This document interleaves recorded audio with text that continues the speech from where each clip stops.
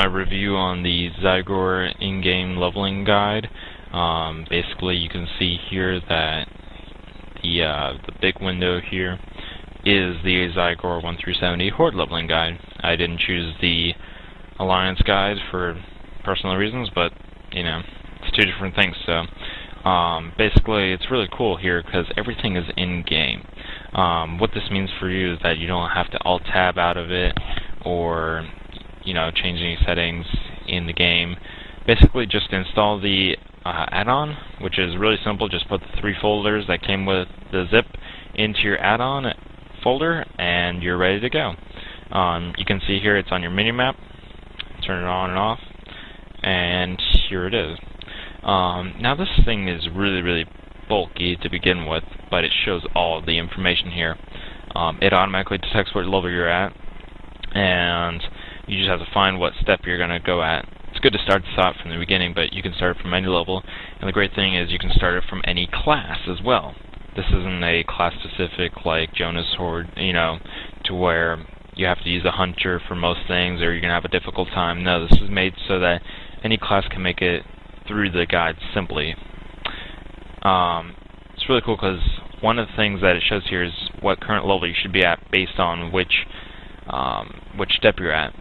It also does an auto progression, so like you can see my toon here is level 10. This toon was started out without the guide, but I'm using the guide now on him. I already have a couple of level 70s through this guide, the original PDF version. But as you can see here, if I go back to this step, it automatically progresses to the next step because it recognizes that I've already completed the grind to level 3. Grind, that's a word that will probably turn off some of you people, but the great thing about this guide is that it minimizes any grinding. I think the most that I've ever had to grind was about a half a level, and that was just because of the circumstances. Normally that's not a normal thing. The other cool thing is here's a minimize window, so it's much smaller, and I've turned down the opacity of it so that it fits nicely right here. So I can keep track of everything. It keeps track of your quest, what quest you're on, so you can see exactly where you are. It gives you all the detailed information, and you can move forward in steps, you can move backwards in steps, and the cool thing here is that it actually puts a little arrow in your mini window of where you need to go. See, I'm supposed to go to Brave Windfeather for this step.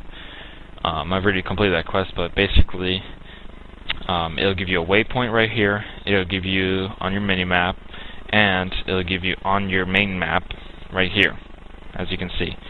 And it doesn't give you a whole bunch of dots like the original one did. It gives you one dot that moves. Now it's over here at the Battle Wars. Now it's over here, Bright of Strength. It also gives you detailed information on what exactly you're supposed to be doing. Kill quoll boards around this area to get 12 of them.